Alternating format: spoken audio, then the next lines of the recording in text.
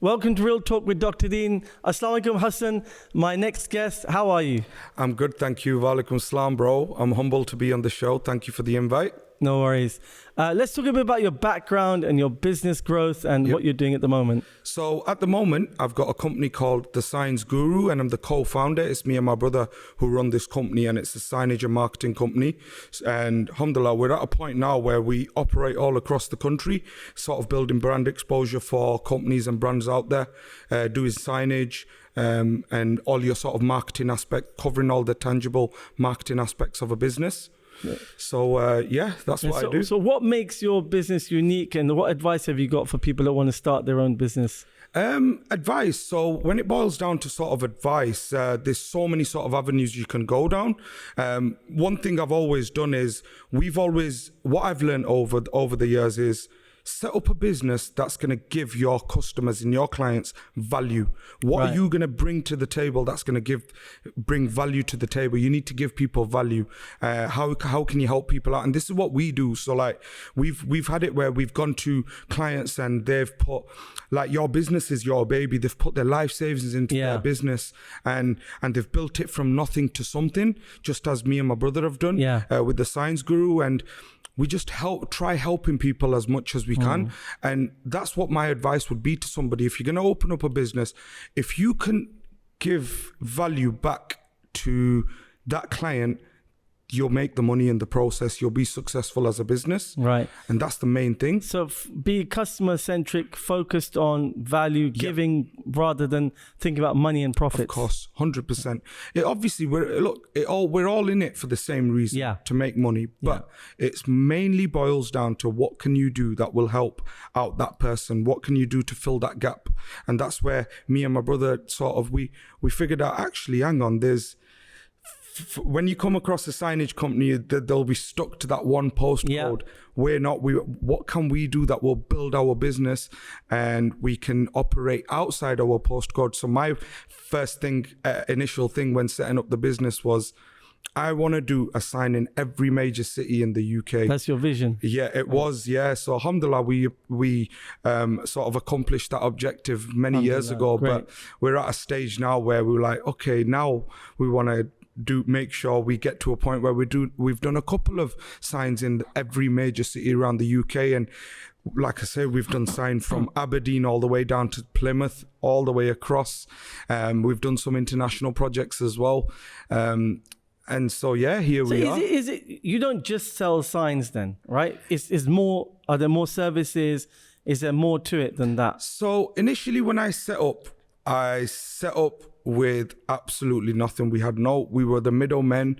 We were using an external supplier, and the problem with being a middleman is they'll always get cut out. Yeah. But now we're at a point, over the years, we got our unit, we've got every single type of machine to do any type of sign, and that's what matters. And that's what we've done. And over the years, we've just managed to build it to a point where we do signage, we do vinyls, we do etched vinyls, we do internal signs, external signs, any type of sign, any size we can do, that's sort of thing. The flowery, pretty stuff, the success story, the vans, the warehouse. What's been the nightmare scenarios in your business? What's been hard? It's been a bumpy ride, man. Yeah. It's been a very bumpy ride. For me, I'd say, to start with, it was very, very difficult. I was in and out of work. I was working for cash converters at first as a sales guy. I then moved myself on to working for a trade bathroom supplier, and I was a business development manager for that. And with your 9-to-5 job, you're used to having that income coming in, that salary every month without fail. Whether you work or not, you'll get it. But when I set up my own business, it wasn't the case, and things are always up and down. And even now we have our ups and downs. It's like, how I'd say it is, being in business is like being in a boxing ring, and especially against someone like Mike Tyson, you're constantly getting beat up and you're getting punches to your head, and you go home and you're still thinking about business. And that's what it was, that transition of never being able to switch off. And I never switched off. I think our busiest sort of busiest week in business has been where we've done 120 hours a week. Yeah. And if you do the maths, it's like you're never switched off. You're we wake up, we're having early mornings and late nights and 3-4 hours sleep, but work's got to get done. In business, there is no day off. There is no day off. I've done that myself. Of course. But is it better than going home at 5 in a job where you got security, you know what you're getting paid, or would you rather do the hustle? I would rather do the hustle. And why? 100%.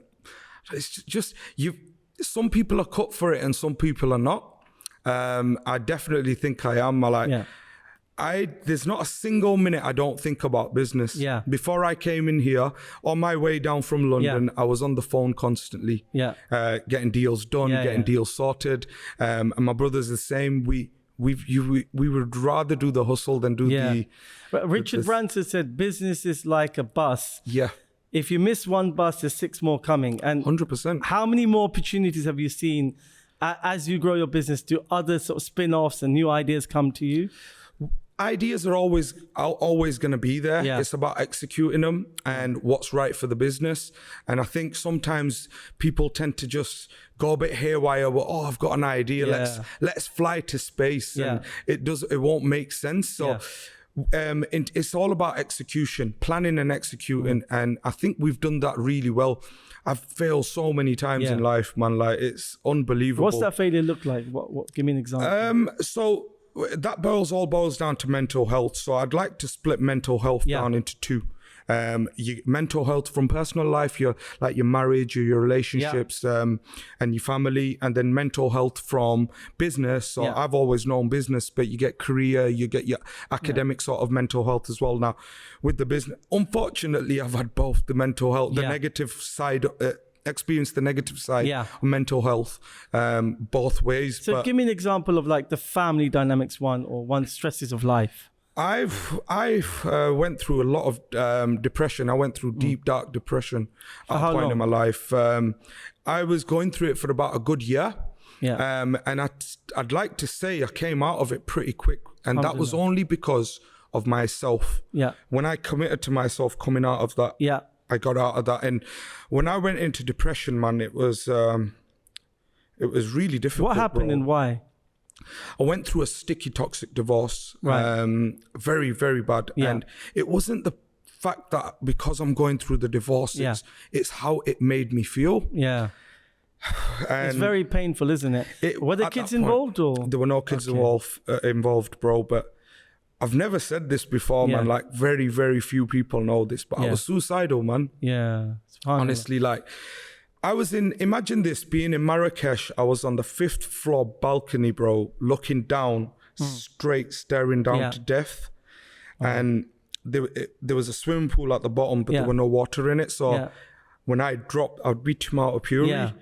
And just something rang in my head, and I'm like, I was giving myself all this self-talk, like, Hassan, you're better than this, man. Like, I jump now, and it's end of chapter. Like, I'm gone. Yeah, I'm gone. Like, my here chapter's gone. Yeah. It's the hereafter I have to deal with after that.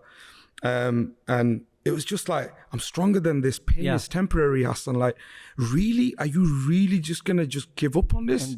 And like, I just kept on saying to myself, like, God gives his best warriors the biggest battles. Yeah. And if I cannot, am I cut for this? Is that why I came into this world? Yeah. No, it wasn't. And it was just, it's, you know, they say statistically, anybody that commits or is about to commit suicide, it boils down to that 1 second. Yeah. If they get through that 1 second, it ain't going to happen. So would you say faith really helped you save yourself from committing suicide? At that moment, no. Right. At that moment, what helped me was many things. Faith was a major aspect. As Muslims, we all know that, you know, taking your life isn't the way forward. However, at that point, I was so gone. Like, you don't think about it. Like, you'll always think that, somebody's going through depression and they don't talk about it. And as Asians, bro, we think, we're too macho, men don't cry and this, that. And we don't want to talk about this, but it's very important to do so. At that point, if I had not given myself that self-talk, I probably would not be sat here. Yeah. 100%. And one thing I've realized over the years is if you can't help yourself if you're not willing to help yourself, nobody else is gonna help. And I managed to get myself out of that deep dark hole only because I made that decision that I'm gonna get out of that. You took action. I took that action, and for me it was very difficult, bro. It was really, really difficult, and I'd never want to be there. Never. I made that decision from that day on, that when I was sat on that balcony, and I'm like, wow, no man, it's not happening. I'm not going to end my life here. I've got so much to achieve. I've got a good family that are waiting for me to come back home. I've got so much influence that I need to leave this world a better place. And I'm looking to die a legend. I'm not going to go like this, man. And I'm really going to do all this for somebody that's not going to bat an eyelid. It ain't worth it, man. They're going to get on with their life. I ain't. I'm going to end it here. Exactly. So after that, I gave myself that thing like, has no chance. No, this is never going to happen. And I decided to basically jump out of the fire and jump into the frying pan by going into business. Hassan, hold that thought. We're just going to go to a break. Really interesting discussion about mental health and suicide. I want to hear those tips from you, Hassan. So after the break, this is Real Talk with Dr. Deen. See you shortly. Assalamu alaikum.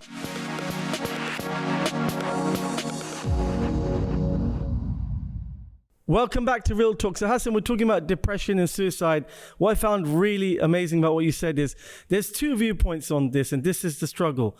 There's those that say, okay, you're depressed, you have suicidal thoughts, anxiety, and it's not your fault. Just give up, take some pills, lie down, it's okay. Or there's that school of thought, which is take action, get out there, meet people, get help, go to the gym, eat healthier and fix yourself. So you took the action. What was that like? How did you get out of depression?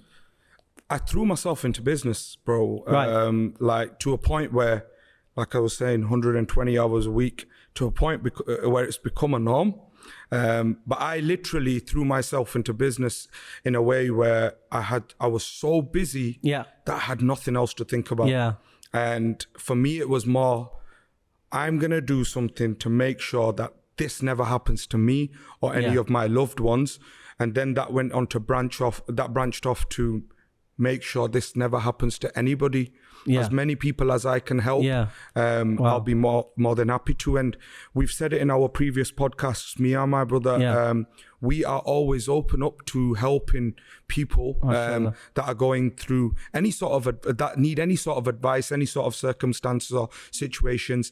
Because what I believe is, anybody that comes to you for help, God has sent them. It's a blessing, It's a blessing. They've come out of 7 billion, 8 billion now, people, they've chosen you to come to you to get, God sent them. And how it works is, and this is how I believe it genuinely works, is God's like, Jalo, I've given this guy everything he's asked for. Let's send someone his way and let's test him. Because this is all a test. This life's a test. Let's send someone his way and let's see if he helps. And this is why we're always up for helping. And if we can't, we'll always find a way of doing whatever we can to the best of our ability. That's interesting. The corporate world's like, be ruthless, beat down everybody, survival of the fittest, all this stuff, which I don't agree with. It's about empathy, sympathy. And when you look after Allah's creation, the one above you looks after you. 100%. And in terms of helping people with mental health, what I want to understand from you is you've been through all that struggle. And you said something about being busy. And is it because sometimes when people are, let's say, going through a divorce, it's painful? The pill's not going to fix the problem. It's going to treat a symptom in a bad way. 2 million people on antidepressants in the UK. I've never taken a single one, bro. And there's no evidence, long-term evidence for them. Of course. The antidepressants don't make you anti-depressed. They make you worse. They can give you suicidal thoughts, in my experience. The thing is we've got an industry that wants to make money out of it, keep you on that prescription. But you're talking about action here. You're keeping busy for mental health, so your focus changes. Or you can sit down and think about the divorce, be so sad and upset, and that'll make you feel worse, right? I was doing that for so long.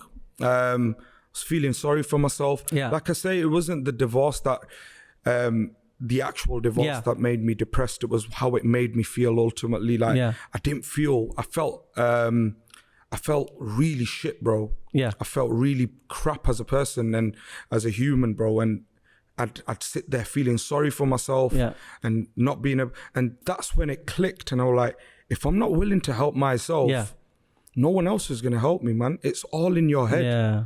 Like, on the other side of pain is strength. On the other side of unhappiness is happiness. Yeah. On the other side of fear is growth. And like, do I really want to be this somebody that is a nobody? No, man. Yeah. But what was the pain of divorce that got you depressed or suicidal?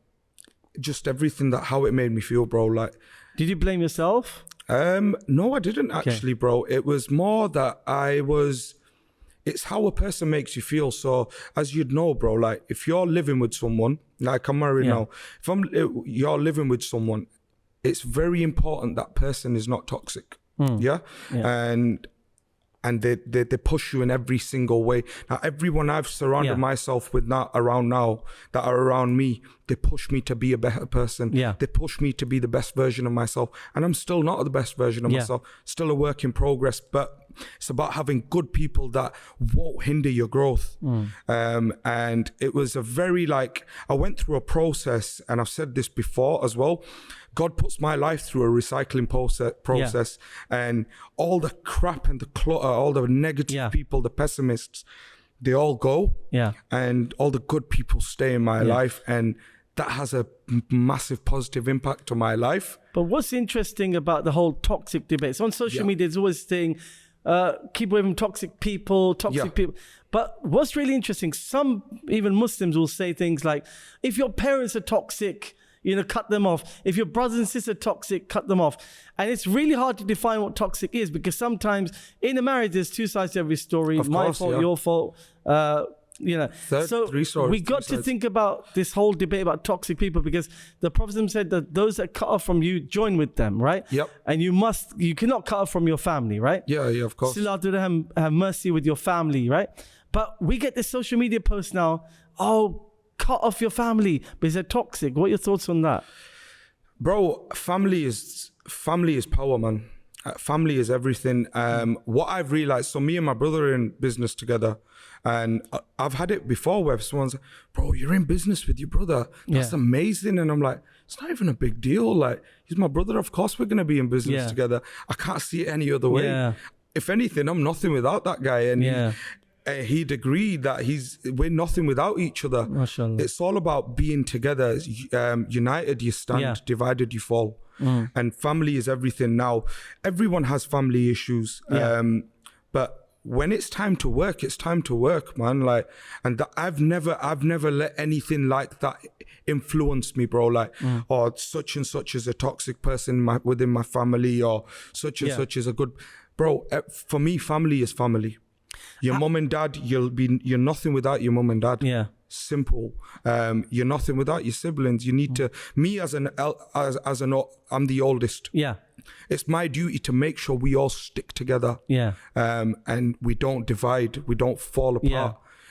If that means me biting my tongue, if that means me looking bad in front of looking bad in front of somebody else, or they're not agreeing with my point, so what, bro? If I've done whatever I can to keep my family together, that makes me a better person. But how do you see so many families in our community where brothers and sisters are not close, they fight, they argue, even when they have kids, they compete with each other? What causes that? To be fair, shall I be honest with you? Everyone I've surrounded myself with now, they're all together, man. Brilliant. The whole situation of the brother doesn't get on with the brother and the sister don't get on with the sister is all, I feel like it's the old school stuff. Is it the old school, or when there's bad parenting amongst parents where they don't help their children to share and love? Of course, man. Like, my parents they've instilled it within us. We've got it engraved in us that you guys are brothers. family is important. Yeah. Stick together no matter what. I'll give you a story. So there was a father, and he had 3 sons. Yeah. And he put a piece of wood in front of each son, and he had a pile of wood. Yeah. And he goes to first son, he goes, break that wood in half. Second son, break that wood in half. And these guys have broke the wood easily, no struggle. He's then they've gone, oh, there's a pile of wood there, what do we do with that? He goes, right, put all the wood together and break that in half. And they couldn't do it. Yeah. All 3 sons like, Dad, we can't do this, what's going on? And he's like, that is the strength of relationships. Yeah. When you're divided, the world will do whatever it can to break you, and you'll break. But when you're together, nothing can harm you. Exactly. And that's how I see it, is you stand together, man. You do whatever you can. And me and my brother have, alhamdulillah, reached heights. Exponential growth we've experienced is because we've been together. Have you now remarried? I am remarried. Yeah. Alhamdulillah. So what's that like? What was that journey like? Did you find someone yourself or through the family? Or family introduced us, and we got to know each other. We took our time, and alhamdulillah, we're at a point now, man. We're married. We're very, very happy. Alhamdulillah. The first time, was it arranged or was it your own choice? Arranged as well. Arranged. And what is your thoughts on arranged marriages and families? It's fine, man. It's fine. Like, our parents are modernized, so like they're not like, right, she's the girl and you're marrying her. It's all about being independent. So they wanted to be an avenue for us. But my dad said last minute as well, like, he's like, if there is anybody else, let me know. There's no biggie. And I was like, no, there ain't, Dad. And he's but for us, they're like, we want to be an avenue for you guys. You do what you need to do. Get to know a person. You're going to spend the rest of your life with them. And even now, like, they still say, like, because I don't live at home, I live in my own house. And they're like, whether you go to Australia, you go New York, Canada, wherever you want to go, just remember us, please. But you got to live your life. You go live your life with your wife. And alhamdulillah, man, I'm very, very glad we've got parents like that, modernized. Get on with your life, Hass. But some families, especially like some communities, you can't leave the parents. You have to live. If you have 4 brothers, 4 wives, they all have to live together in one house till they die. So you're saying you can go move anywhere. That's really interesting, because I know some people that not allowed to leave. Of course. And that can cause other issues. It's also a good thing, like I said, there's unity, but it can also cause issues amongst the wives. 100%. To be fair, I'd be honest with you, I wouldn't even be able to give anything to that because I've never experienced it. I'm all about like speaking about what I've experienced, and alhamdulillah, like I say, I've never sort of experienced that sort of, you're staying in here, you're not going joint anywhere. Family system. Joint family system. I genuinely I can't even process it. I get that. Thank you so much. We're going to take a break in a minute, but I want to continue with that discussion about mental health, because so many people need help. 100%. They don't know how to navigate it. They get lost in that journey. Of course. And I want to pick up on that in terms of like how you've completely transformed your life, mashallah, practically moved on with the marriage as well. So we're going to take a break. This is Real Talk with Dr. Deen and Hassan Shah. So I'll see you in a few seconds. Assalamu alaikum wa rahmatullah.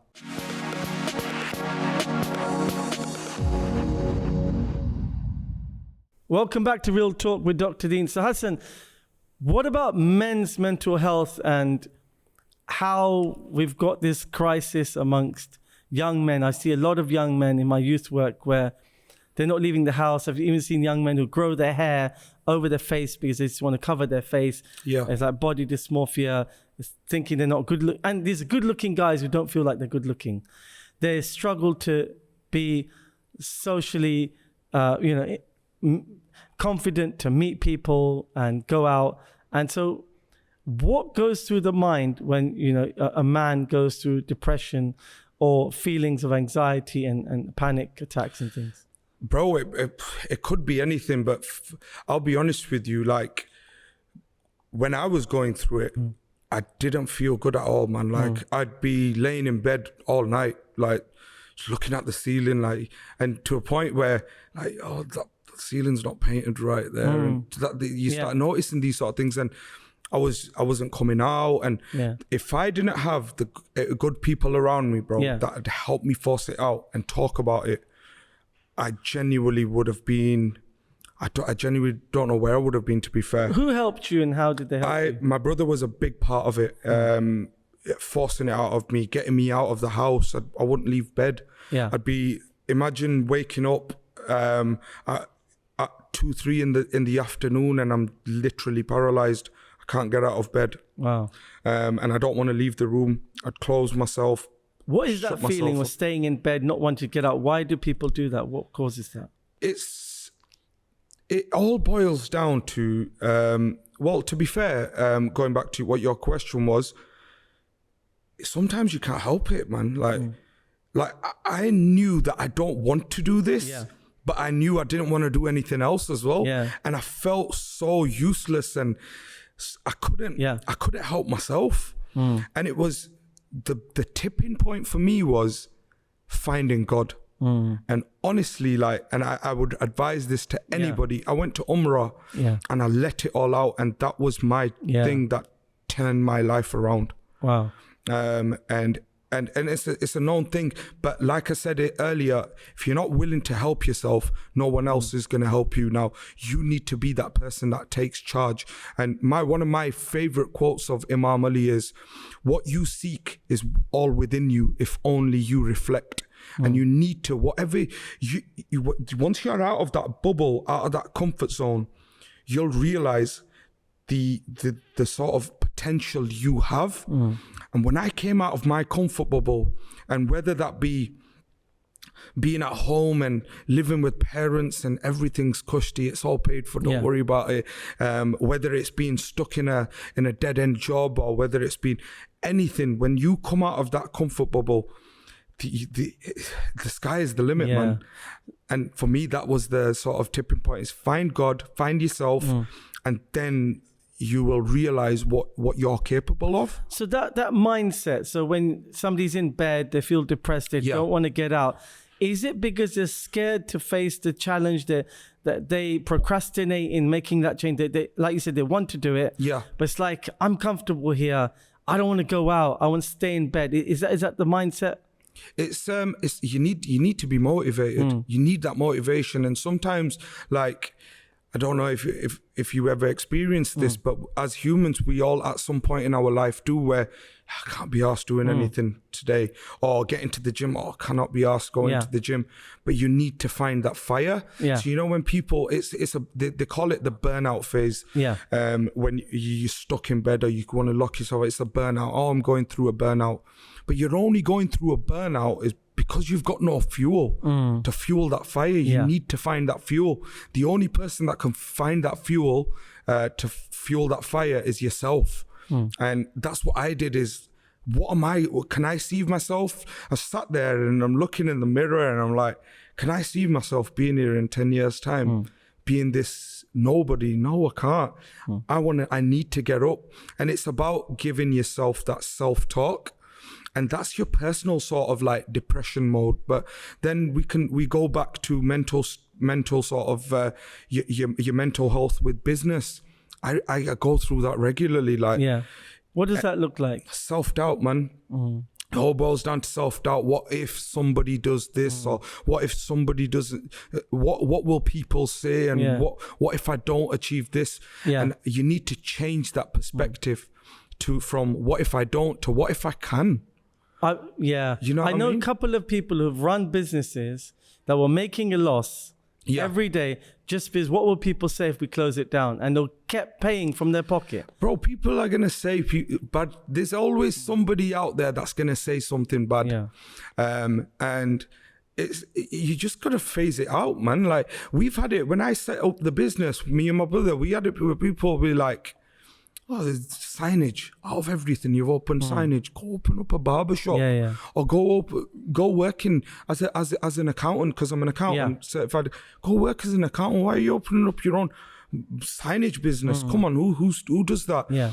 But people are gonna say what they need to say. Oh, you need to focus on the eyes on the prize and get the job done. What you need to do. And another story, man. I'm full of stories, man. We want stories, There was once a father, a son, and a donkey, and they were walking through the desert village. They've gone through the first village, and the father's on the donkey, and the son's pulling the donkey, and people are like, look at that father. What the hell? He's getting his son to pull the donkey. What sort of man is he?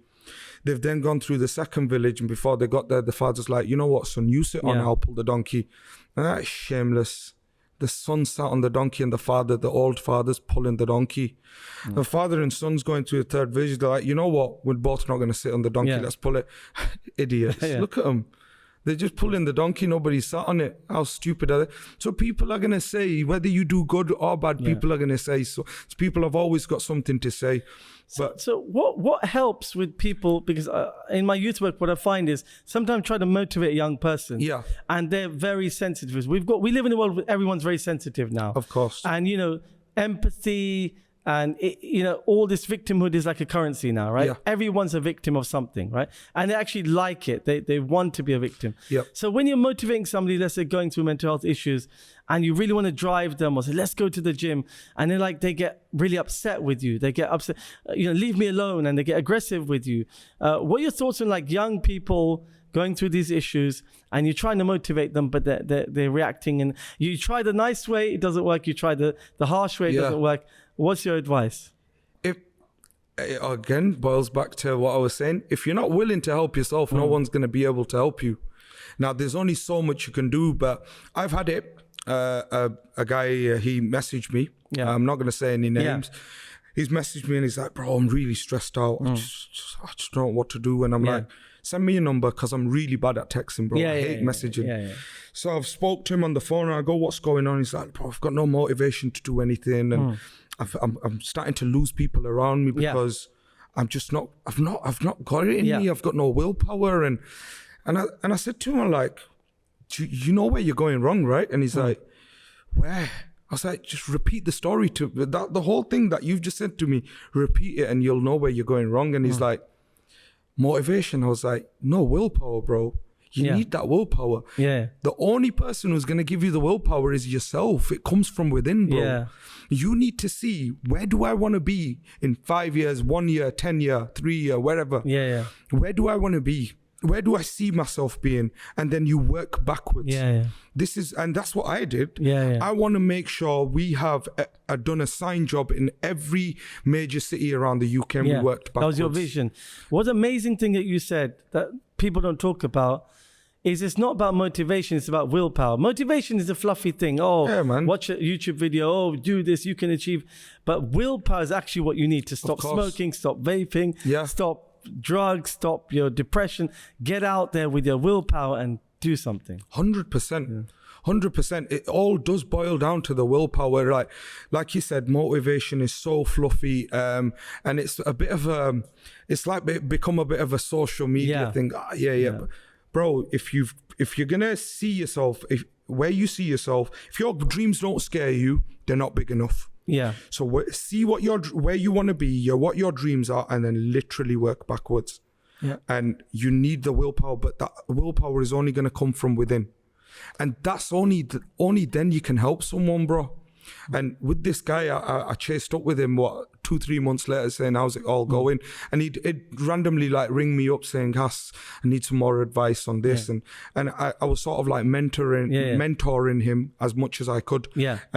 And I said to him, how's it going? He's like, bro, I'm wicked, man. I've managed to lose 2 stones. And he goes, I've managed to sort of start my business that I was just putting on the back burner for so long. I've managed to, and it makes you happy, man. This is such a great thing. So either you get people who start to change, or those who start making excuses, and they never take the step. Of course. And it just continues for years and years. You've got 3 types of people in this world, bro. You've got ones that get up and do something about it, ones that sit on the wall and think about it and wish they can do it, and ones that literally just stand there and watch others do it.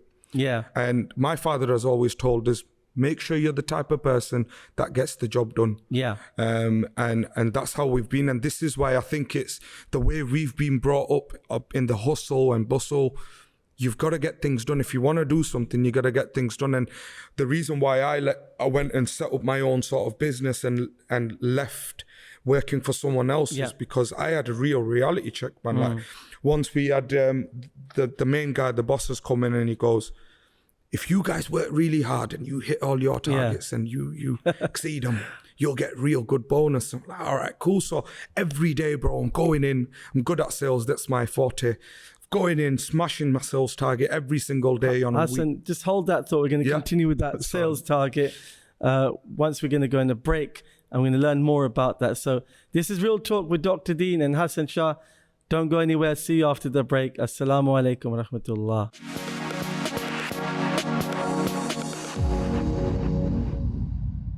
Welcome back to Real Talk with Hassan Shah. Hassan, a bit about this whole journey. You're telling me about this story. Yeah.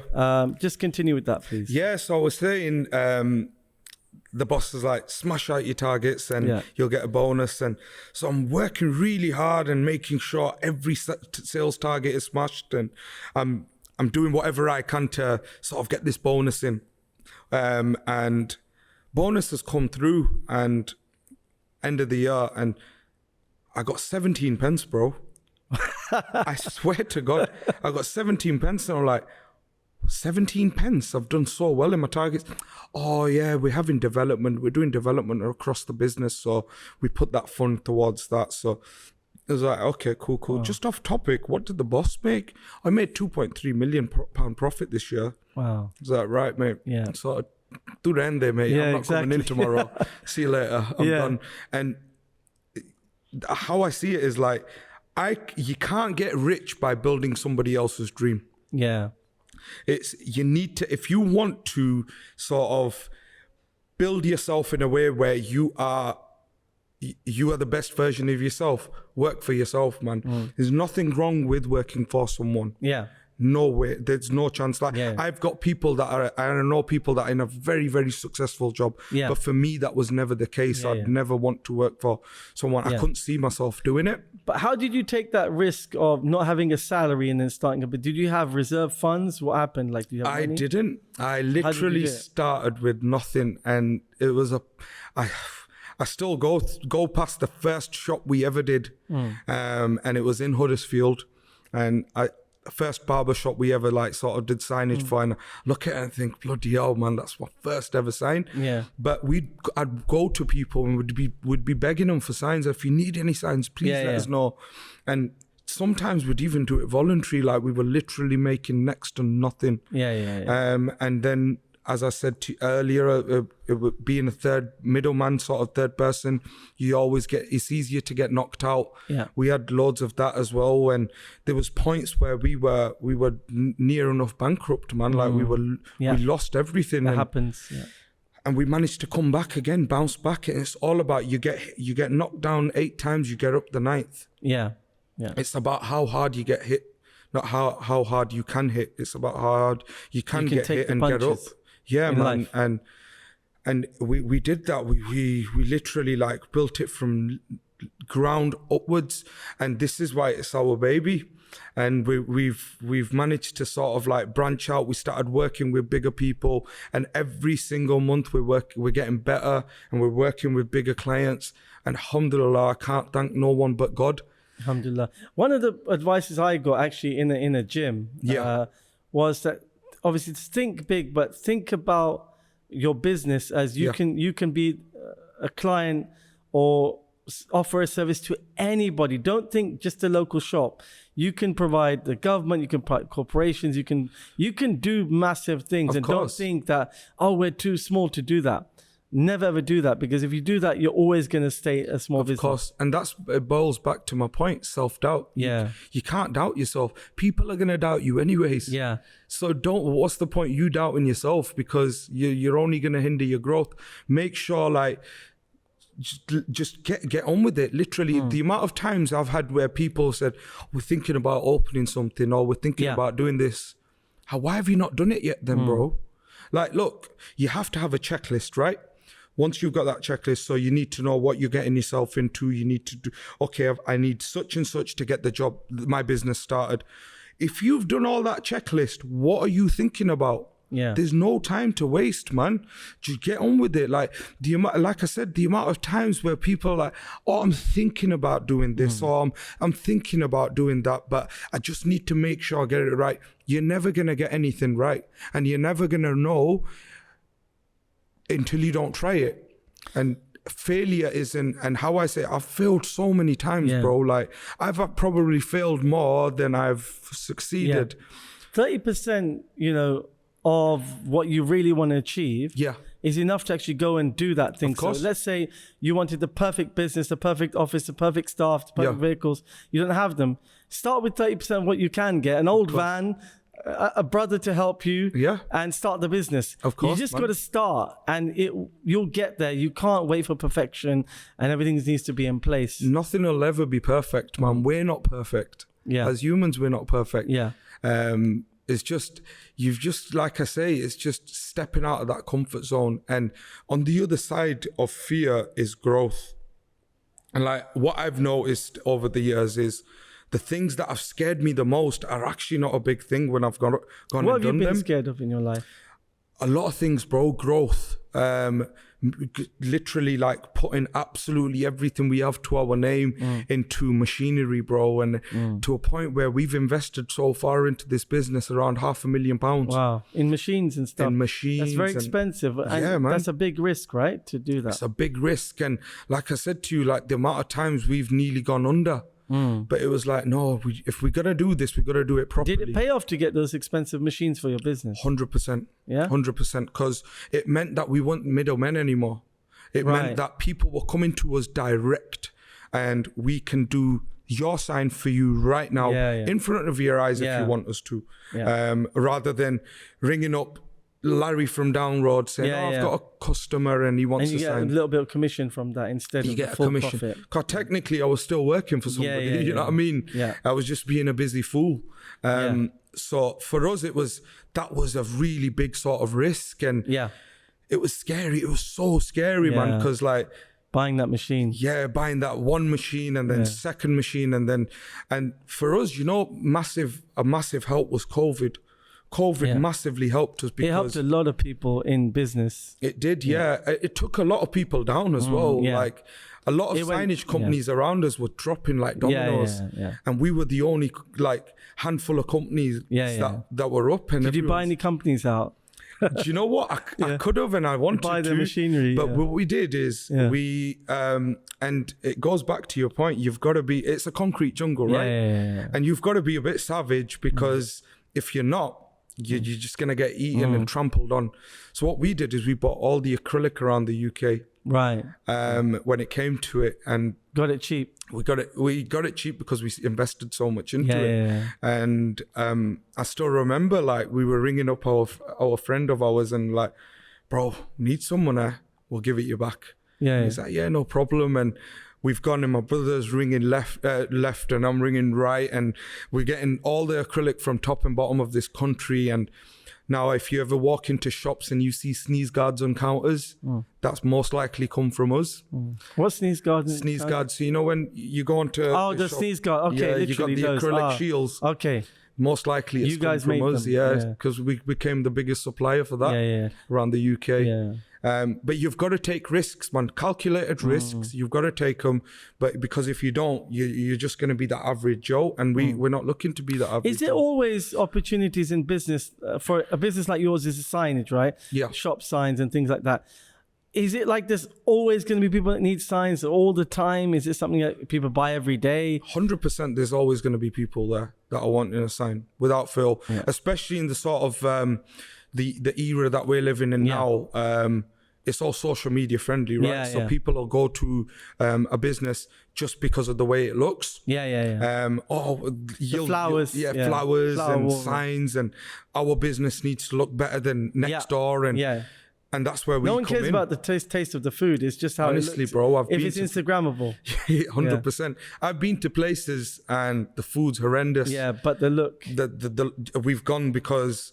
we've seen it on Instagram. Yeah, that's the crazy thing about this generation, especially the youth, where they'll go to a restaurant with disgusting food. but it's got to look right. If it's Instagrammable and the food is horrible, they'll just take a picture and go. And they won't enjoy any food. Of course. And it's going back to the whole point of social media and how social media is so bad for you and you should steer clear. Yeah. I have opposite views, bro. Like, for us, social media has done wonders, bro. Like it's massively built our business. It's how you use social media. And we've used it to build our business, get to where we are, reach out to people and people reaching out to us, and using social media as a platform of work. But it is very toxic and dangerous as well. So you can use social media for some amazing achievements, and you can also destroy your life with it. Yeah, you can. Give me 3 things you've learned in life from all your journey that we can tell the audience that will help them.